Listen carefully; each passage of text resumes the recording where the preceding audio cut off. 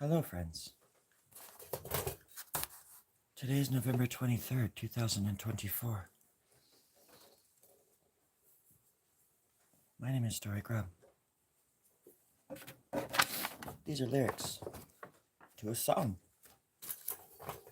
that I might sing, but first,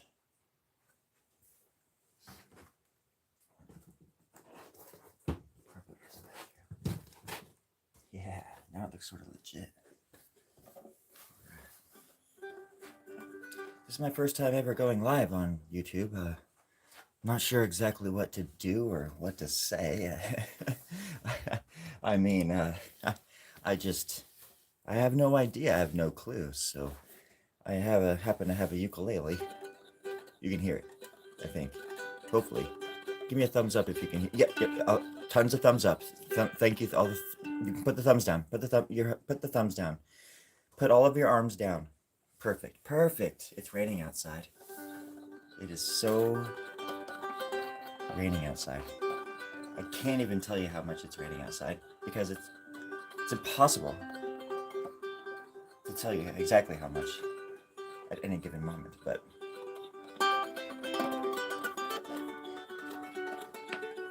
love isn't impossible, my friends. And neither is the rain. So it goes, and so it comes again.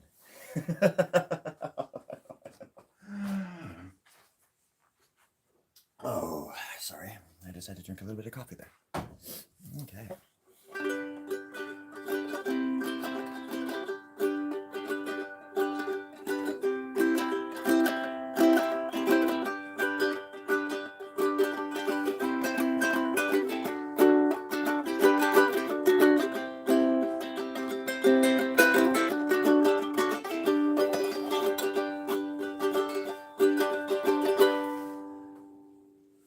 We're all gonna die.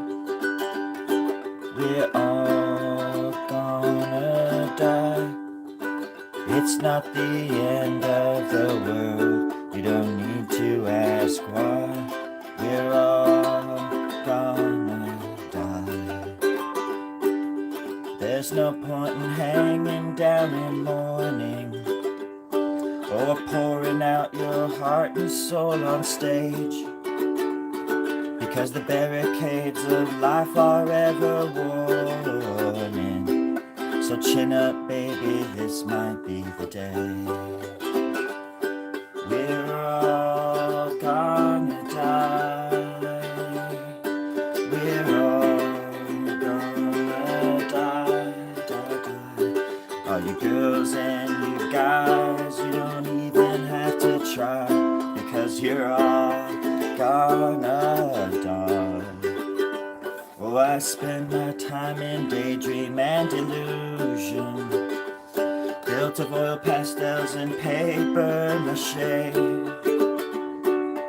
Every time I try to move in unison, the parallels just cross themselves and say, we're all gonna die. We're all gonna die. It shouldn't be a mystery nor come as some surprise, because we're all gonna die. Oh, we're fed up paying bills, day jobs are boring, on our knees until the government brings change. But the shepherds on the hill go on ignoring, and no longer will I be waiting within their range. We all gonna die. We're all gonna die. It don't matter if you're as dumb or the wisest of the wise, because you're all gonna die. Oh gosh, here we go. I bitch and moan about the problems forming. I'm filled with worries and regrets and pains. But without the answers needed for reforming, I'm as useless as a ball without a chain. We're all gonna die. We're all gonna die. Your suicidal tendencies are pointless, and here's why. We're all gonna die. Oh, we're all gonna die. We're all gonna die. All you girls and you guys, you don't even have to try, because you're all gonna die.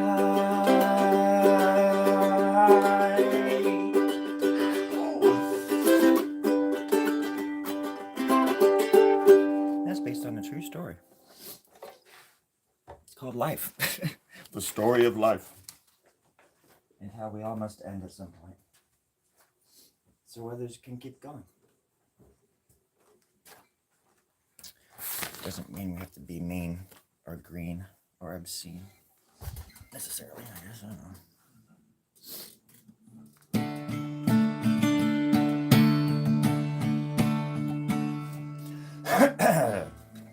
This is a song called A Brief History of Love. And then I'll start drawing. Hi, Kiki. Here we go. Wait, how's this fucking go?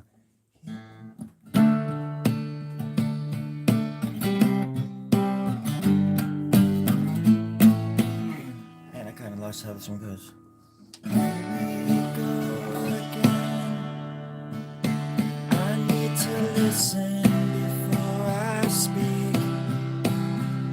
It's where I learned to care, when I became aware that there were others just like me.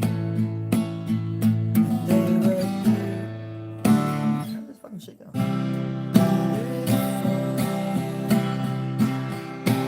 To the touch, I love them so much. And so I found the words that best describe my sight and sound. What I was witnessing was such a thing. It was tough to narrow down, and I was terrified to the touch. I couldn't love them enough.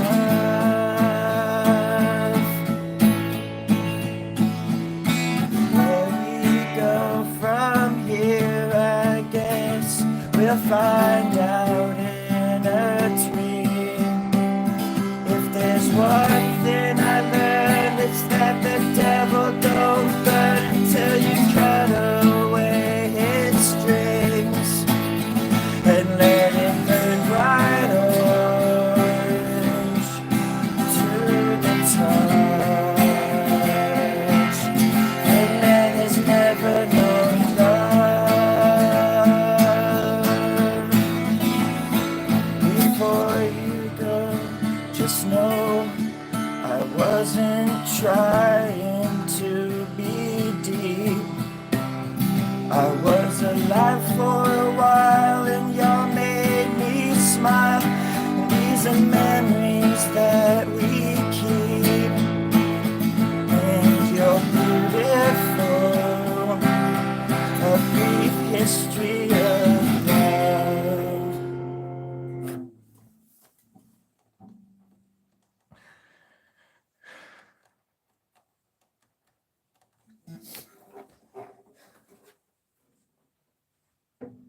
Sorry.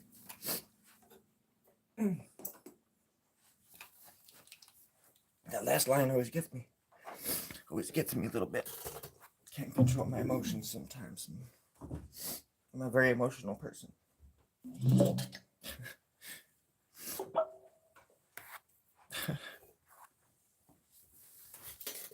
I can't see now.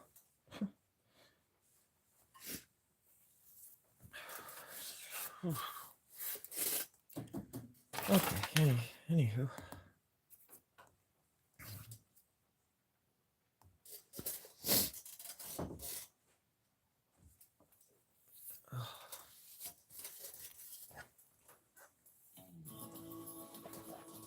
And now I start drawing.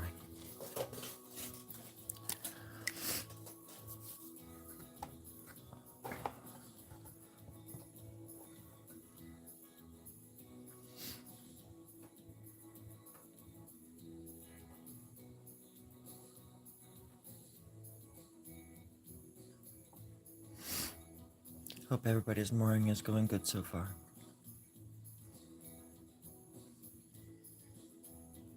I know it says I've been... Hey, there's a hair on my... Look at that. You see it? What the hell? What the hair?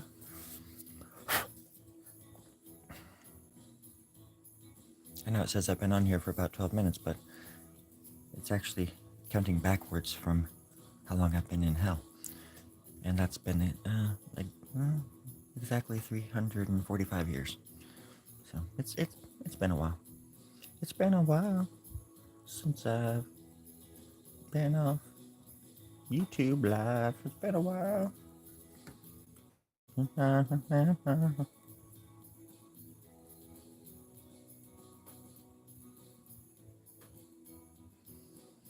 This is a commission for a friend of mine. I used to live in Idaho, in Boise.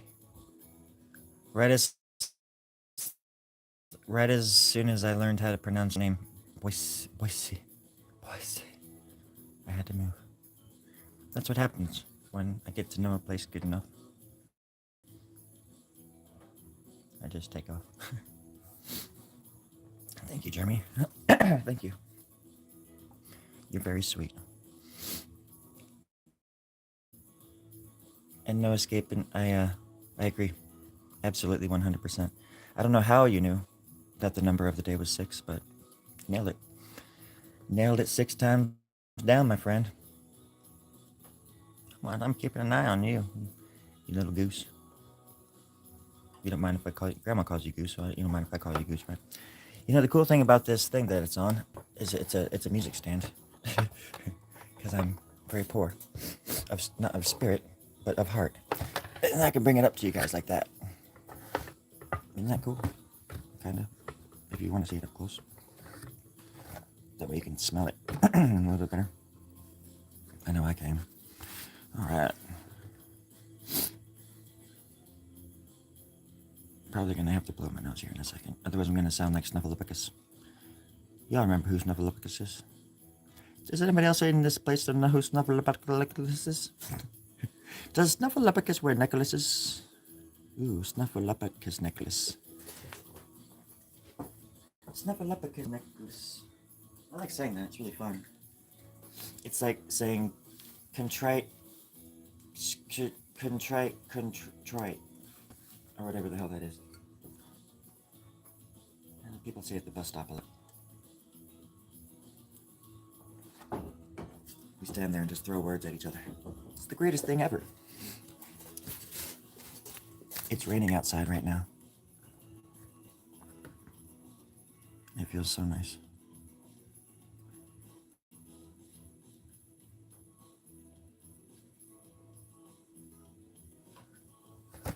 Let's see.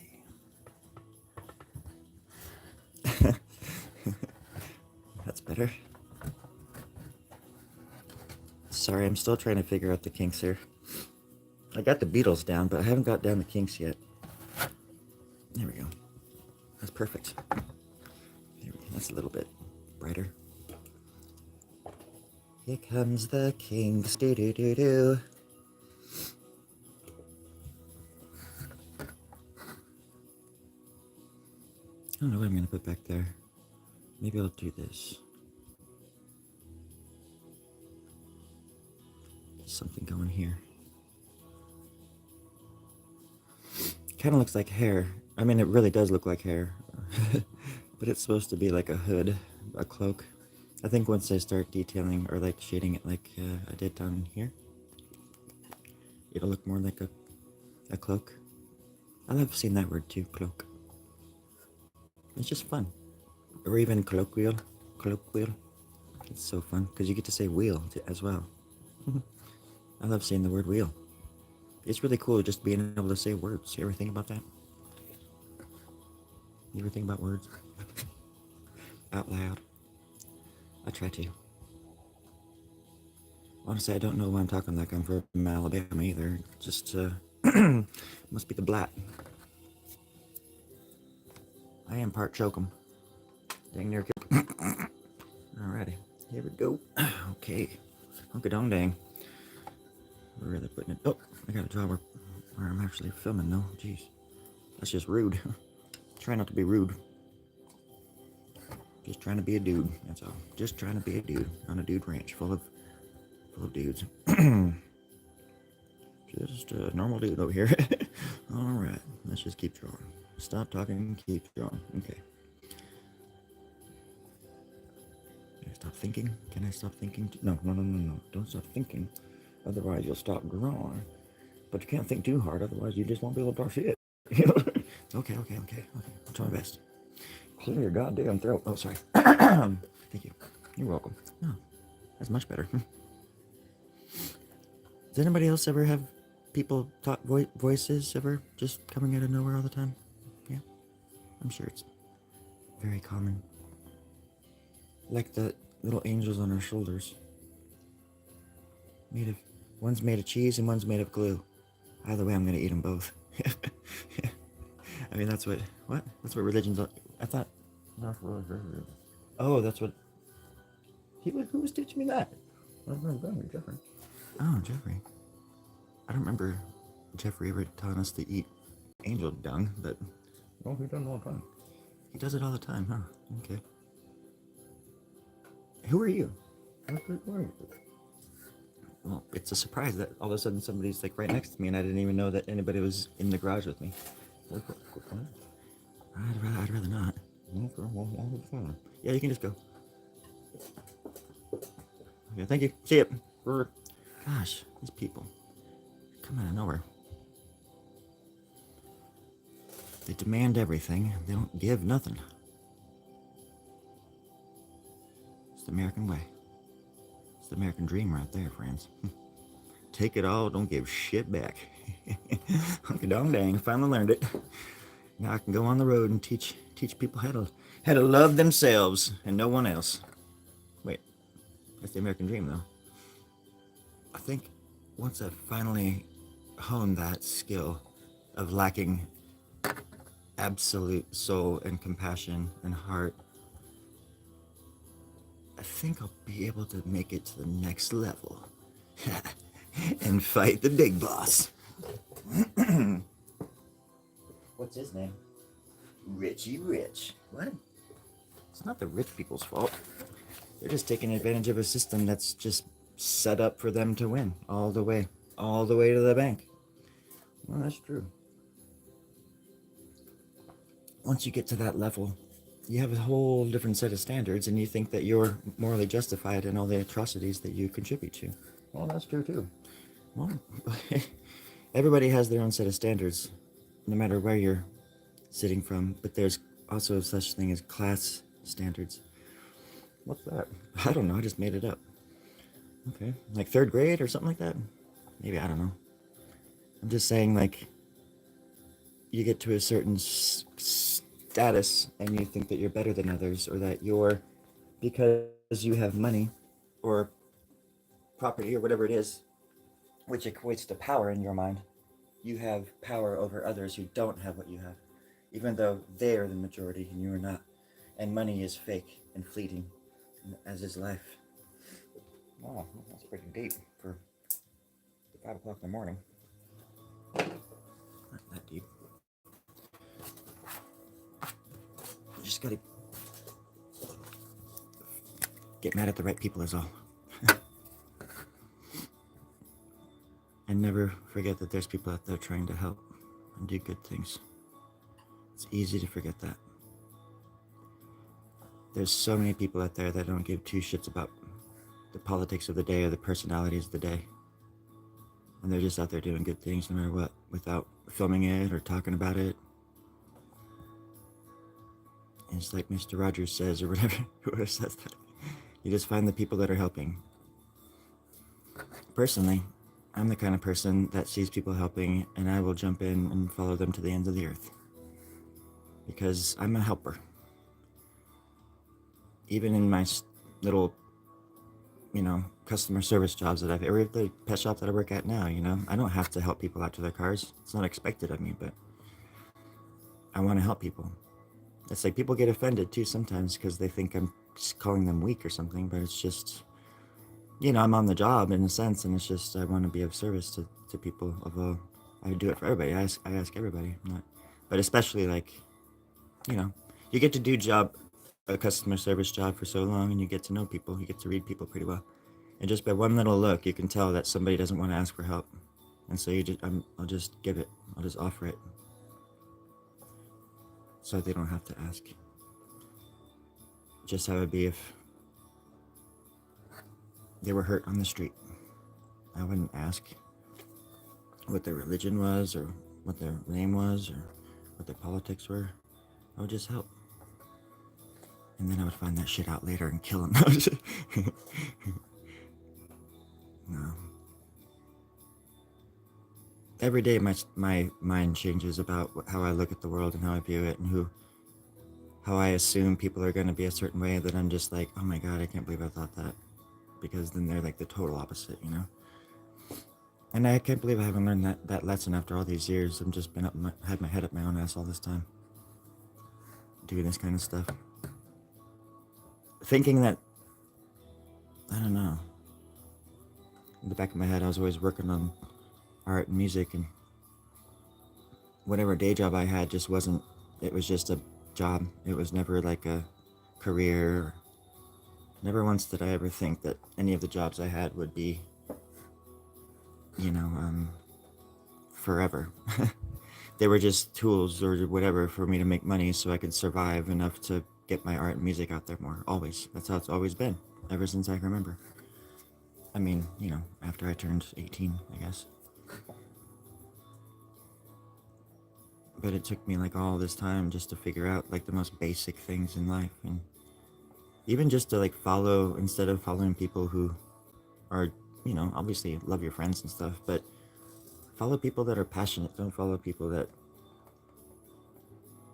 are, I don't know, I hate to say lazy, but that talk about making art, or that whatever it is you're doing. It doesn't have to be art, but whatever thing you do, whatever field, don't let lazy people talk you out of making art or being creative or being yourself anyways.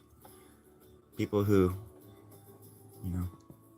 who don't ever hold the mirror up, to themselves, and people who can't criticize themselves freak me out, or who always have to be right. To be honest, I love being proven wrong. When I see people walking towards me and I'm thinking that, oh, they're gonna fucking say something to me or something. Granted, the reason I think that is because it has happened. But also, I was like I've said before on here, I was raised by a police officer who just raised me to be afraid of everything, afraid of my own shadow. And it wasn't until I was 44 that I learned I didn't have to be afraid of my shadow anymore. Actually, my shadow is super powerful. I just need to learn how to use it and focus on it more. But the little bit that I've tapped into has literally changed my life just in the past 6 months.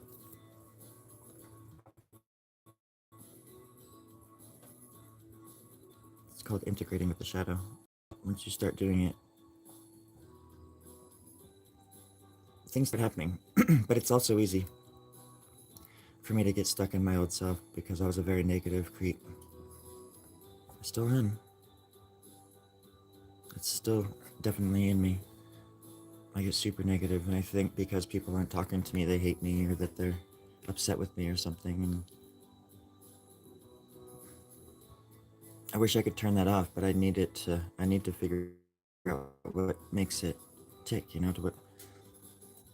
so I can actually not turn it off, but use it against itself like I do all these other emotions.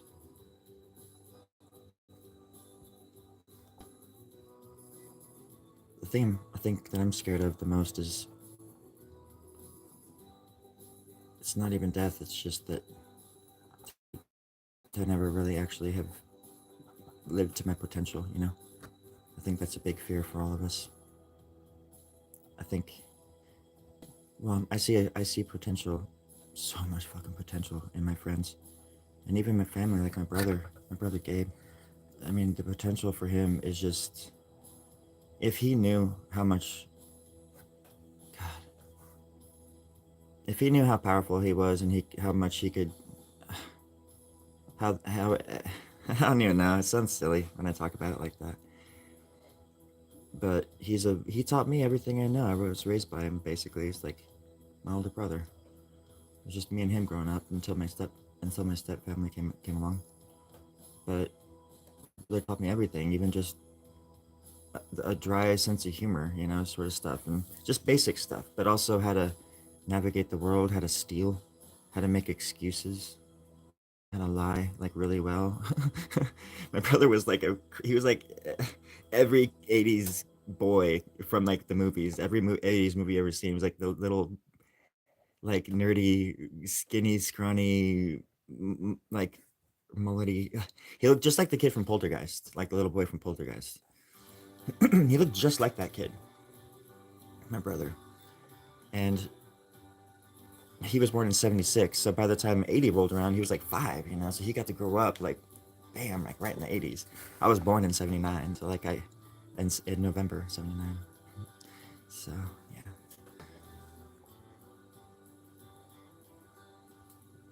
I feel bad for him because he got the shit end of the stick with my dad. My dad didn't really raise us with much confidence. My brother's self-esteem is very was impacted by the way my dad raised him. Mine was as well, don't get me wrong, but my brother was first.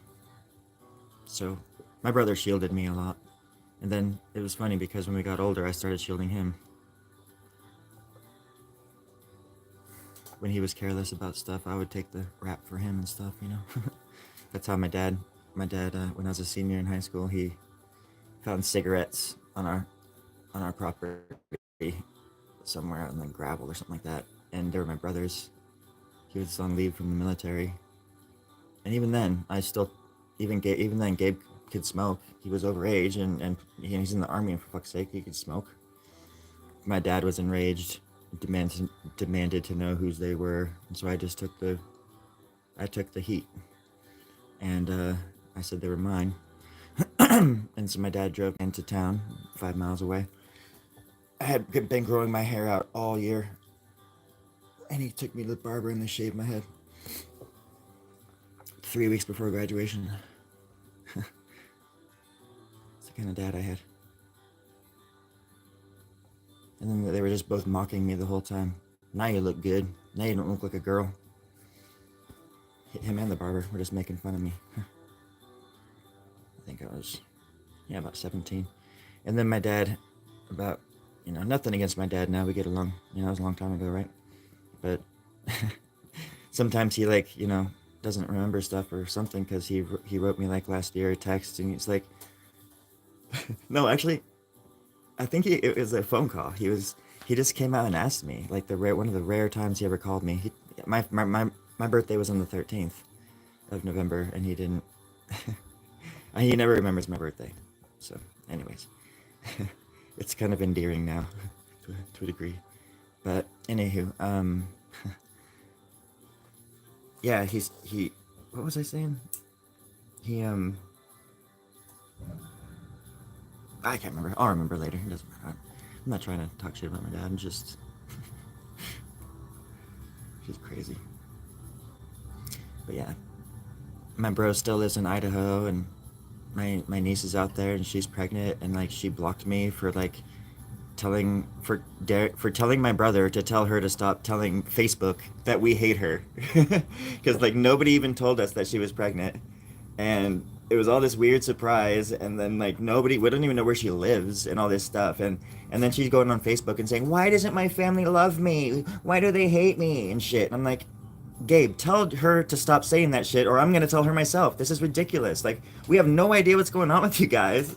And then she found out about he sent her that text or something, and it was kind of scathing because it's like my fucking bro. I'm like, dude, tell your fucking daughter to chill out. Like, I've never said anything bad about her ever in my entire life before now. And then she blocked me, and I haven't talked to her in like 6 months, and she's fucking full blown pregnant right now. She's totally blocked me, and I've never even like raised my voice to her in her entire 23 years of being alive. And she's still, that was like in August, and she still hasn't reached out to me. And she, so yeah, that's always on my mind.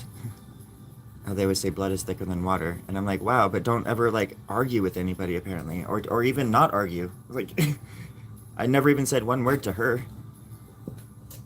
And she left me some of the most disturbing voice messages that I still have. I cannot even begin to tell you how awful they were and hurtful.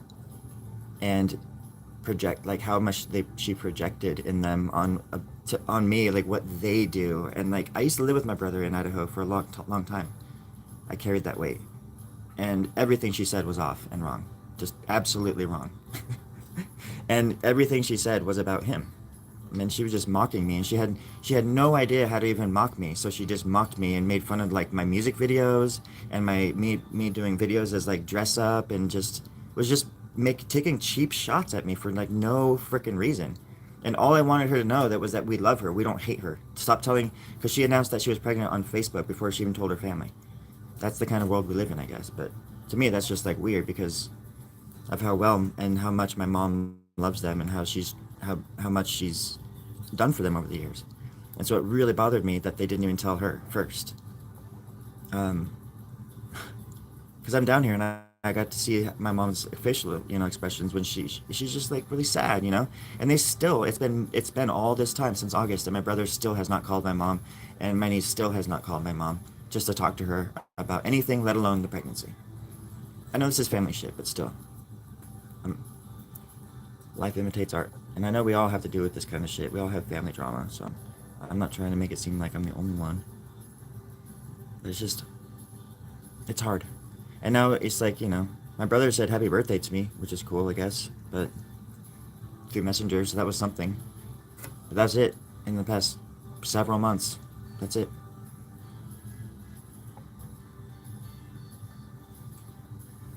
And we've done so much for them.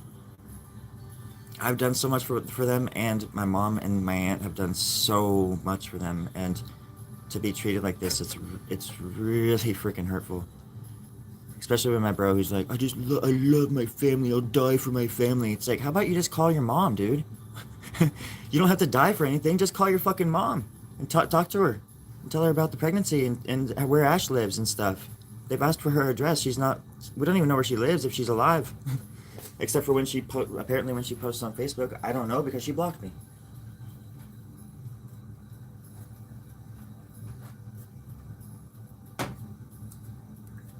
People often ask me, what do I think about what I'm drawing?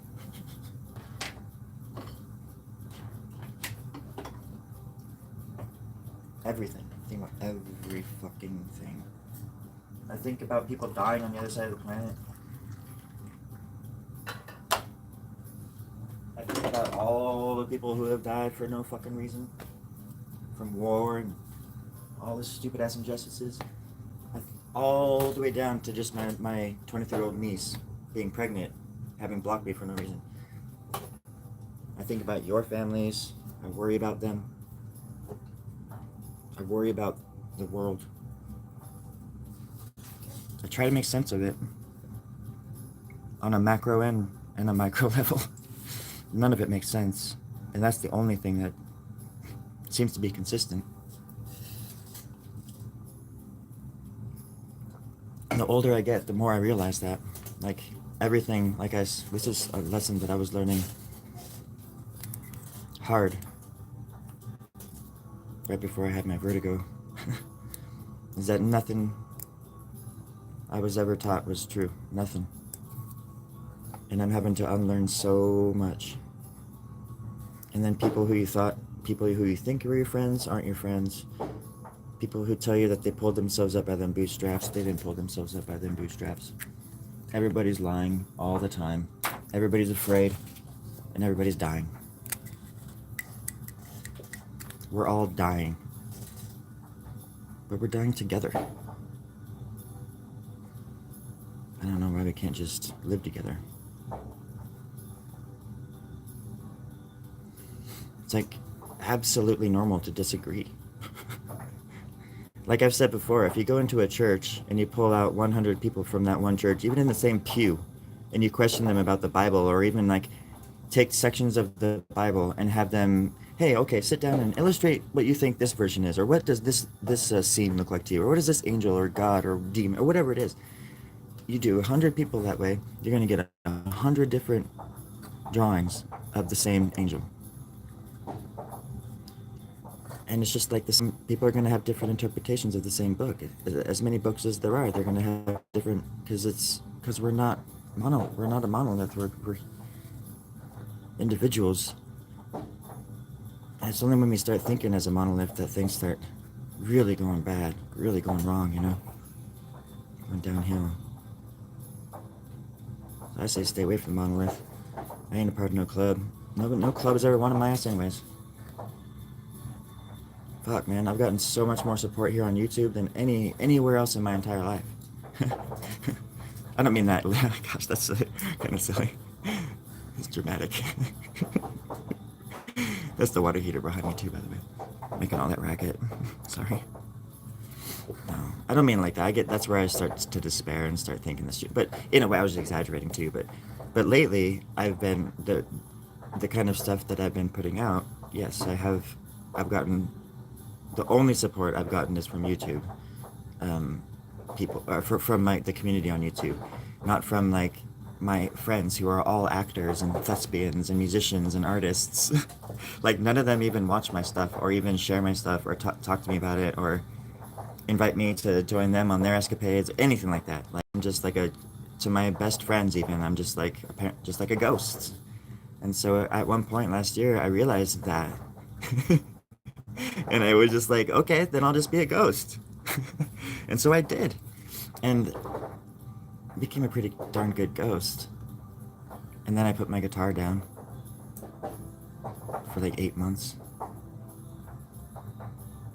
August, September, October, November, December, January, February, March, April. I guess it was not 9 months I didn't play my guitar. And I just sat in a little studio in Portland and I did drugs and I drew until I was hoping I would die. I was eating so much sugar too, thinking it would just kill me because I have a high triglycerides and stuff. I was hoping I would have a heart attack. I was in a really, really dark place. But the more I drew, the better I felt. Because I started realizing what I was doing. I was fixing myself. And the art was helping me do that. And I was actually drawing my dreams, and I was drawing my childhood, and I was listening to the music I was listening to when I was a kid. And it was bringing back all these memories. I've said this before, I'm sorry if you've heard this before. But I think it's worth sharing that no matter how low you are or how dark things get, I think it's important to remember and to try to find the balance. There's a balance. You have to find the balance, and the opposite of darkness is light. You got to find that's what art is. You just got to find the light. You got to balance it with the darkness, and that's what I did. After I had vertigo, I was sick for about a week, and I was the most depressed I think I'd ever been.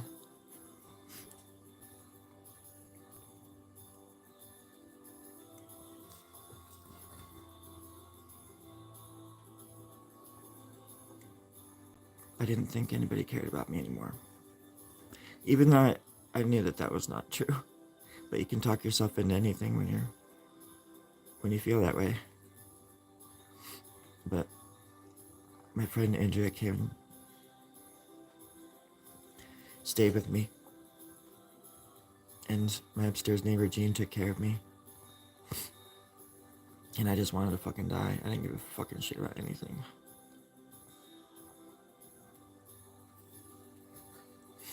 But when I came out of the vertigo, it was different.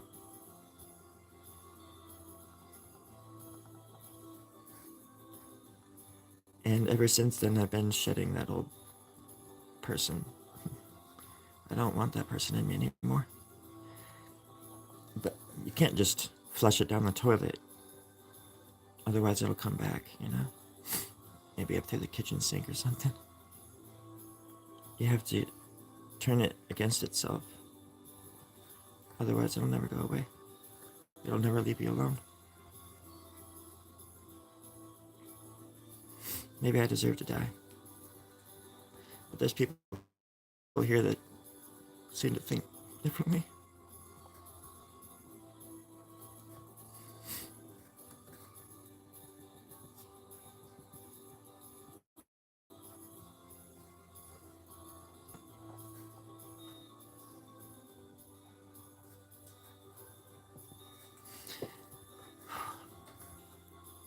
And I love them.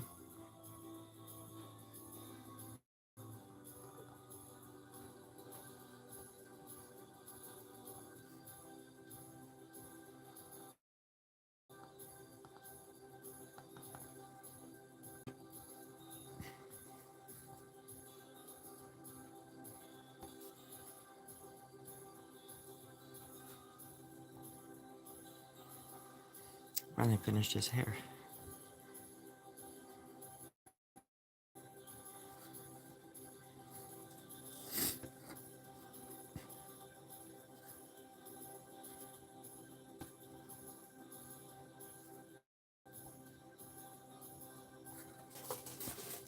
Oh yeah, I think, yeah, I'm gonna have the arms coming around.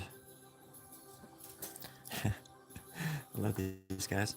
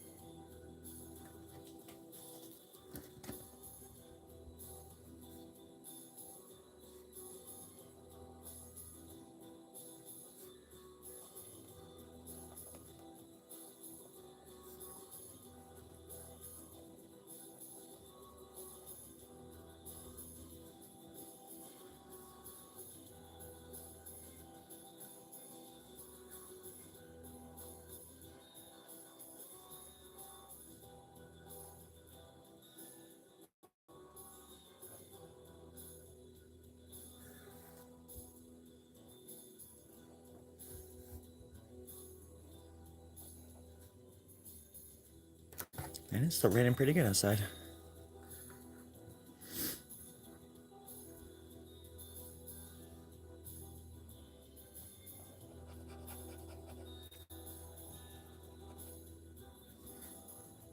That spider looks so angry. And maybe he is. Maybe somebody just stepped on his butt. It's possible.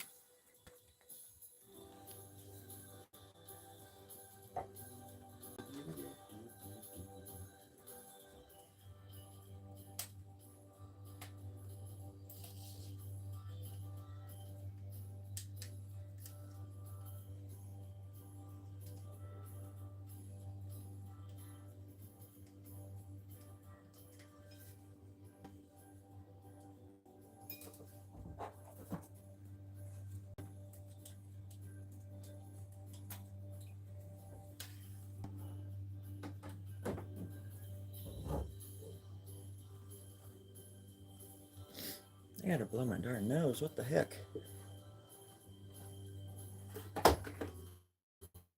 Must be allergies.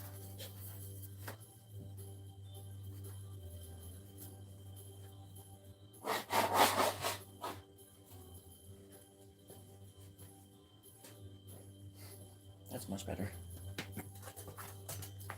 Kleenex. That's much better. This episode of Story Grub Club brought to you by Kleenex. Brought to you by Kleenex. That's much better. Hello, everybody. I'm Nan Nan Po. What have the boys been drawing on here? Let's find out. Gosh, they're tall. Our eyes shrunk a bit. Let's see. I'm gonna have to bring it down. I'm sorry. That's a little bit too tall for me. Coming up over here. Ew. It's quite interesting. It's like somebody's maybe stargazing. Yes. That's what happens when you gaze at the stars. I don't know if you know that or not, but it is. You can go stargazing in LA. Certain times of the night are the best, usually around 3:30 in the morning. They call that the twilight hour. I don't know why. I think it's rather funny.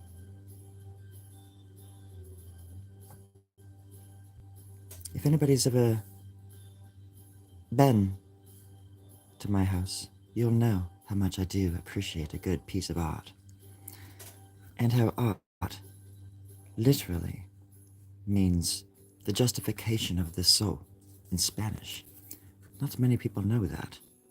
There's an ancient Egyptian interpretation of the hieroglyph art. Nobody's ever been able to decipher it. I took a crack at it. I didn't figure it out. But I promise you, my dear viewers, I will. And you will be there with me when I find out the truth behind the art world.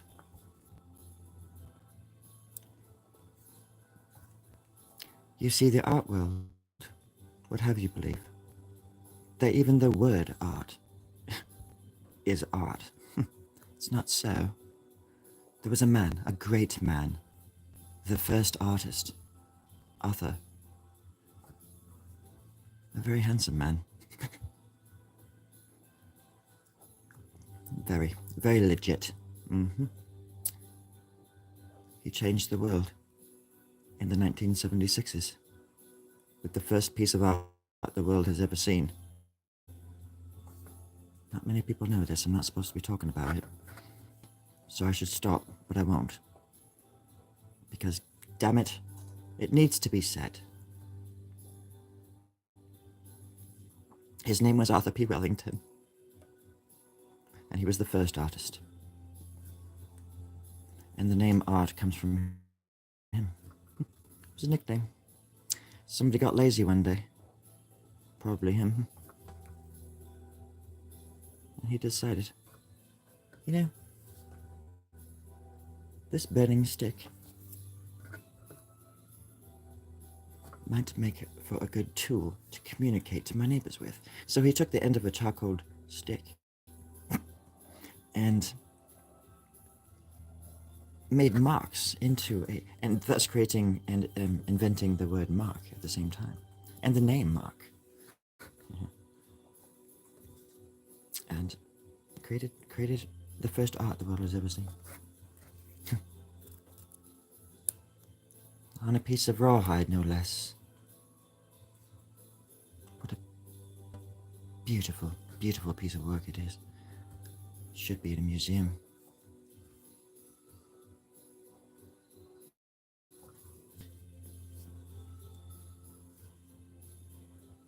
The art historians don't tell you the truth. They'll never let you know what's going on. The world is an illusion.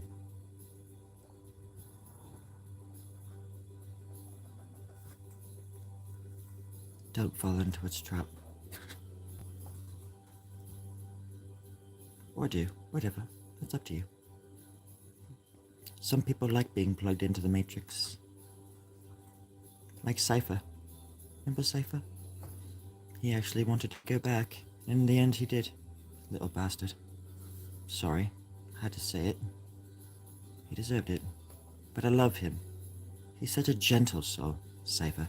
Do you remember how he tried to slay the two brothers? Then he ended up getting slain himself, the little bugger.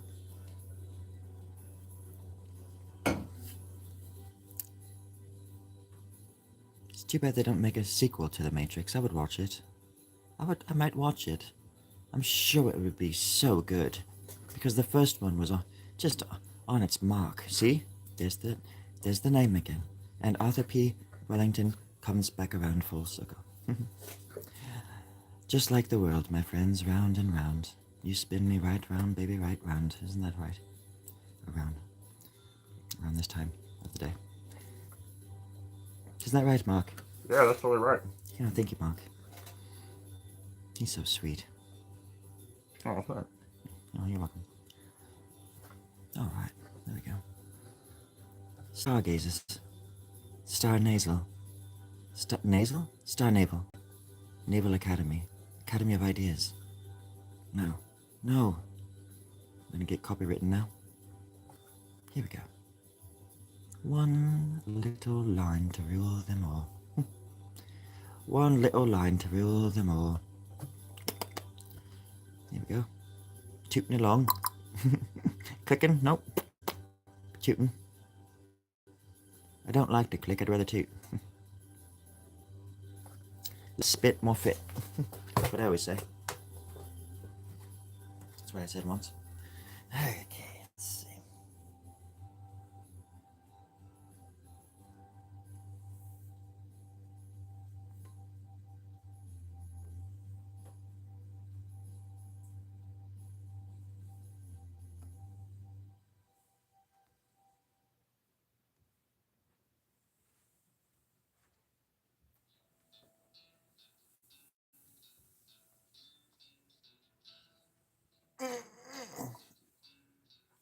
Stretching and drinking coffee.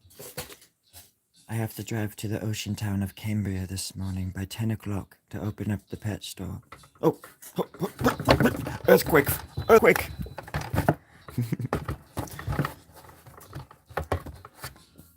More like birthquake. I don't know what the fuck that means. It doesn't mean nothing. Okay. All right. I've been going for 55 days. Wow, 55 days? Oh, minutes. I see. That's cool. That's a lot too. Oh, this is gonna be a long marathon. I was hoping it was 55 days because my cutoff is 60 days, so it's only been 55 minutes though. Oh my god. I have a long ways to go.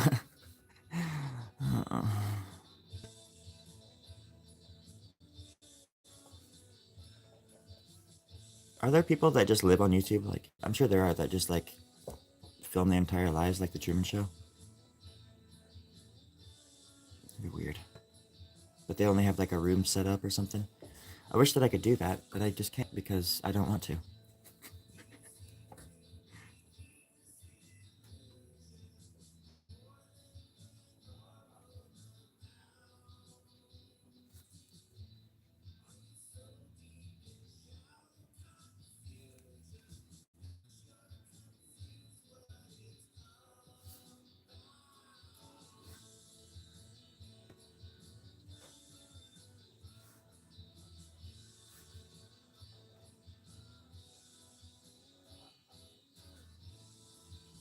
I think she's. I don't know why I call the skull a she, but I look at it as a she. She's coming along, I think.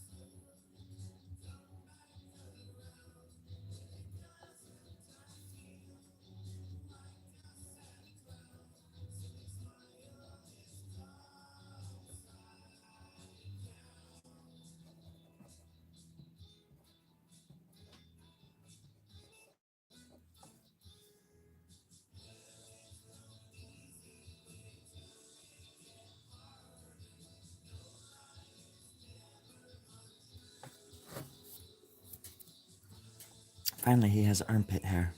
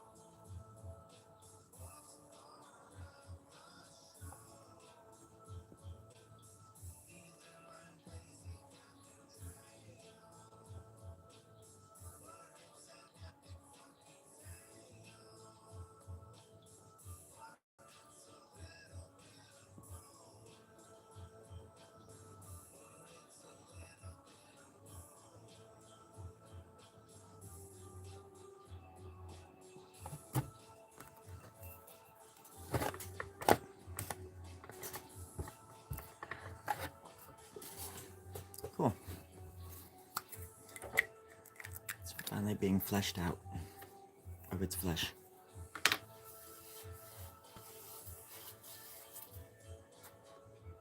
Oh, shut up.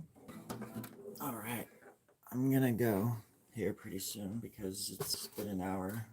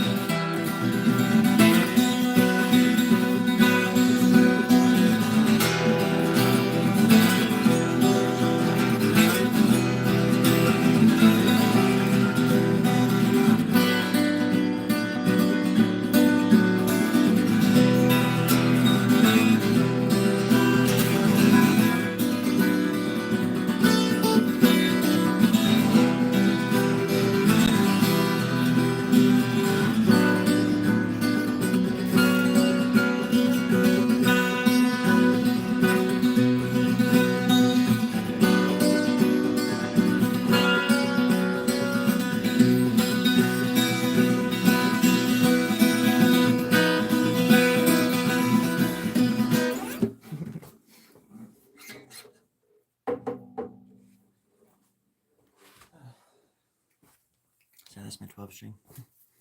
Oh, I had the door open. That was probably kind of loud. Oh gosh, I'm sorry, I'm stretching. Anywho, but I gotta get ready and go to work and stuff here pretty soon, so I just wanted to work on the piece. This is a commission for a friend, if you didn't know. I think it's been about 3 or 4 days. I couldn't remember. It's possibly the 4th day.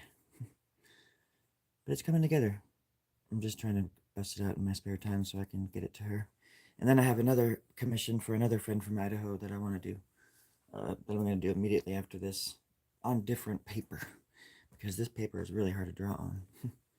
Go figure. But I appreciate everybody hanging out and hanging in. And wherever you are, whoever you are, be safe, be sound, and be kind. And I hope you and your family and your pets and everybody in the world is doing good today. Have a good one. I appreciate you hanging out.